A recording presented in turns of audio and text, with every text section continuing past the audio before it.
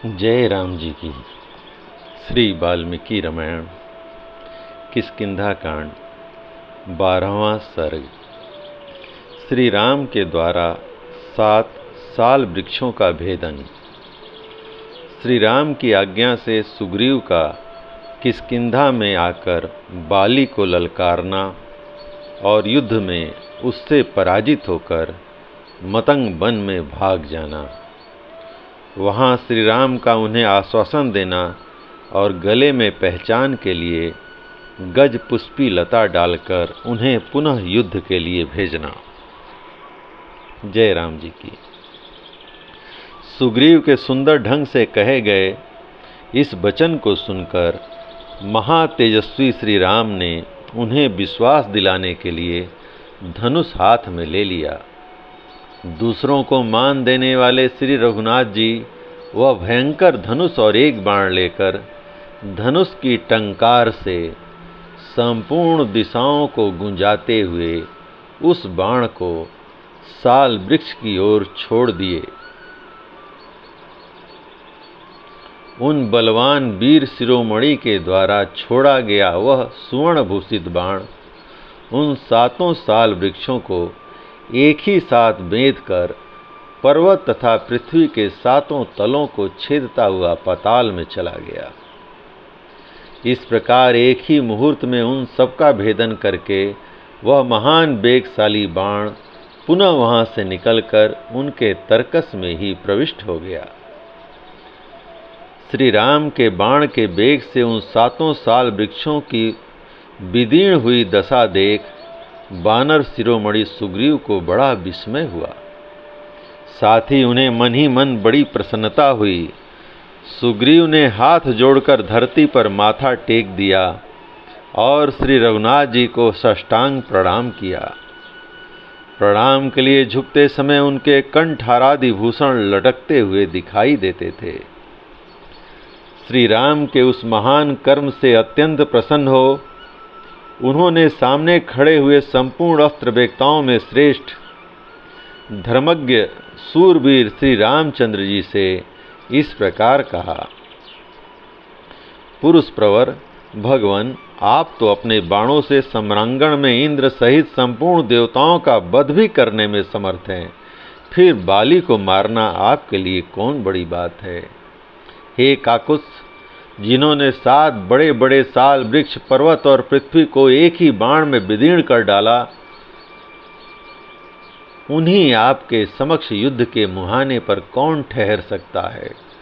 महेंद्र और वरुण के समान पराक्रमी आपको सुहृद के रूप में पाकर आज मेरा सारा शोक दूर हो गया। आज मुझे बड़ी प्रसन्नता हुई है। हे काकुत्स कुलभूषण, मैं हाथ जोड़ता हूँ, आप आज ही मेरा प्रिय करने के लिए उस बाली का जो भाई के रूप में मेरा शत्रु है वध कर डालिए। सुग्रीव श्री रामचंद्र जी को लक्ष्मण के समान प्रिय हो गए थे। उनकी बात सुनकर महाप्राज्ञ श्री राम ने अपने उस प्रिय सुहृद को हृदय से लगा लिया और इस प्रकार उत्तर दिया। सुग्रीव, हम लोग शीघ्र ही इस स्थान से किष्किंधा को चलते हैं। तुम आगे जाओ और जाकर व्यर्थ ही भाई कहलाने वाले बाली को युद्ध के लिए ललकारो। तदंतर वे सब लोग बाली की राजधानी किष्किंधापुरी में गए और वहां गहन वन के भीतर वृक्षों की आड़ में अपने को छिपाकर खड़े हो गए। सुग्रीव ने लंगोट से अपनी कमर खूब कस ली और बाली को बुलाने के लिए भयंकर गर्जना की। वेग पूर्वक किए हुए उस सिंहनाद से मानो वे आकाश को फाड़े डालते थे। भाई का सिंहनाद सुनकर महाबली बाली को बड़ा क्रोध हुआ। वह अमरस में भरकर अस्ताचल से नीचे जाने वाले सूर्य के समान बड़े वेग से घर से निकला। फिर तो बाली और सुग्रीव में बड़ा भयंकर युद्ध छिड़ गया। मानो आकाश में बुध और मंगल इन दोनों ग्रहों में घोर संग्राम हो रहा हो। वे दोनों भाई क्रोध से मूर्छित हो एक दूसरे पर वज्र और असनी के समान तमाचों और घूंसों की प्रहार करने लगे। उसी समय श्री रामचंद्र जी ने धनुष हाथ में लिया और उन दोनों की ओर देखा। वे दोनों वीर अश्वनी कुमारों की भांति परस्पर मिलते जुलते दिखाई दिए।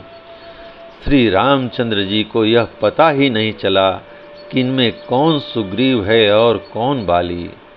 इसलिए उन्होंने अपना वह प्राणांतकारी बाण छोड़ने का विचार स्थगित कर दिया। इसी बीच में बाली ने सुग्रीव के पांव उखाड़ दिए। वे अपने रक्षक श्री रघुनाथ जी को न देखकर ऋषमुख पर्वत की ओर भागे।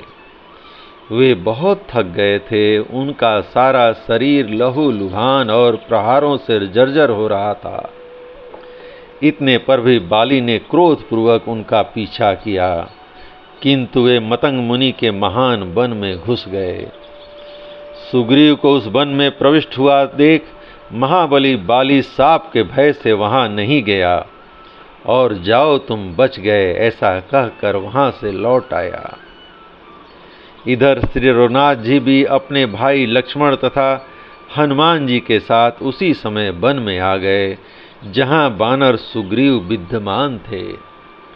लक्ष्मण सहित श्री राम को आया देख सुग्रीव को बड़ी लज्जा हुई और वे पृथ्वी की ओर देखते हुए दीन वाणी में बोले, रघुनंदन, आपने अपना पराक्रम दिखाया और मुझे यह कहकर भेज दिया कि जाओ बाली को युद्ध के लिए ललकारो। यह सब हो जाने पर आपने शत्रु से पिटवाया और स्वयं छिप गए। बताइए इस समय आपने ऐसा क्यों किया?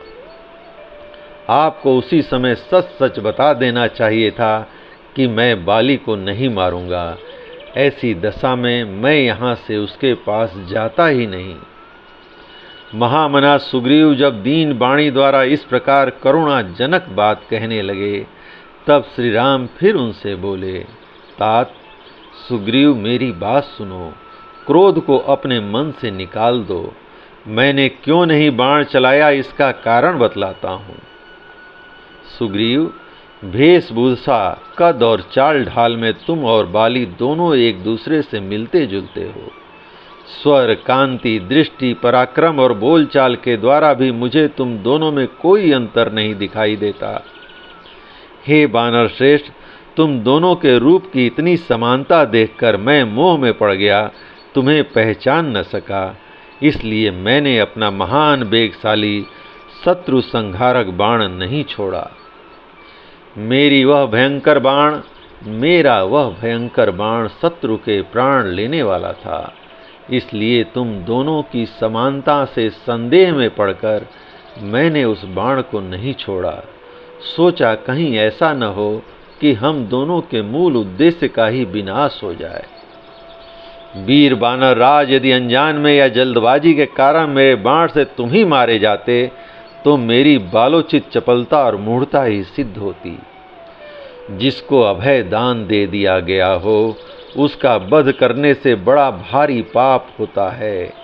यह एक अद्भुत पातक है। इस समय मैं लक्ष्मण और सुंदरी सीता सब तुम्हारे अधीन हैं। इस वन में तुम ही हम लोगों के आश्रय हो। इसलिए बानर राज, शंका न करो, पुनः चलकर युद्ध प्रारंभ करो। तुम इसी मुहूर्त में बाली को मेरे साथ एक ही बाण का निशाना बनकर धरती पर लौटता हुआ देखोगे।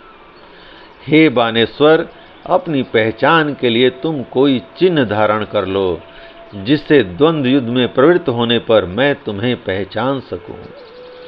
सुग्रीव से ऐसा कहकर श्री रामचंद्र जी लक्ष्मण से बोले, लक्ष्मण, यह उत्तम लक्षणों से युक्त राजपुष्पी लता फूल रही है।